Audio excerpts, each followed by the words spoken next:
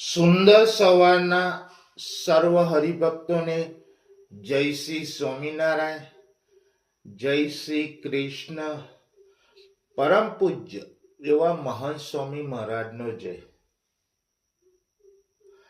નિષ્ફળતા નહીં, કર્મનું વિસર્જન. જીવનમાં ક્યારેક એવી પરિસ્થિતિ આવે છે કે જ્યારે માણસ ઉપર સતત ભાર રહેતો હોય છે, જાણે કોઈ અદ્રશ્ય દેવો માથા ઉપર મંડરાતું હોય છે. તમે કલ્પના કરો, કોઈ માથા ભારે માણસ રોજ રોજ ધમકીઓ આપે, પૈસા આપી દે, નહીં તો તારી ખેર નથી. તને ખબર છે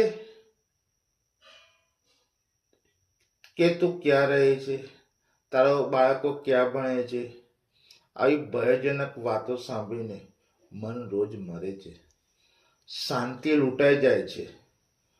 પણ એક દિવસ પરિસ્થિતિ બદલાય, 5 લાખની વ્યવસ્થા થઈ જાય, અને જ્યારે એ દેવું ચૂકતે થાય, એ ક્ષણમાં જે શાંતિ મળે છે ને, એ શબ્દો મણી શકાય એવા નથી.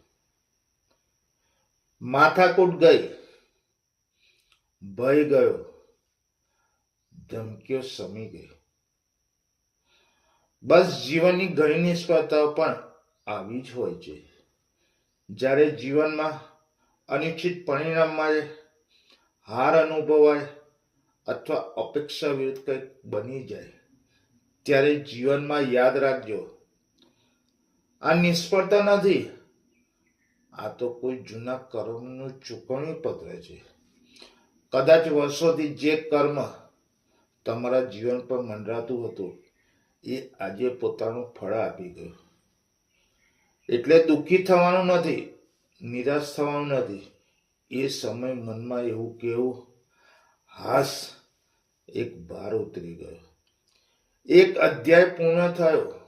કારણ કે જે ચૂકવાઈ ગયું એ ફરી માંગણી નથી કરતું. જીવનમાં સાચી સમજ એ છે કે દરેક પડકાર આપણને તોડવા નથી આવતો, કેટલાક તો આપણને હળવા બનાવવા માટે આવે છે. એટલે નિષ્ફળતા આવે ત્યારે બેસી ન જવું, ભાગી ન જવું, નિરાશ ન થવું, પણ લડતા રહેવું, વિશ્વાસ રાખો અને ચાલતા રહેવું. કારણ કે જ્યારે કર્મ પૂરા થાય છે, ત્યારે માર્ગ આપણે આપ ખુલ્લો થઈ જાય છે. આજે જે દુઃખ છે એ કાલ મુક્તિ બની શકે છે. હસીને સ્વીકારો, શાંતિથી આગળ વધતા રહો અને આત્મવિશ્વાસથી લડતા રહો. કારણ કે નિષ્ફળતા અંત નથી, એ તો મુક્તિની શરૂઆત છે. જય શ્રી કૃષ્ણ, જય શ્રી સ્વામિનારાયણ.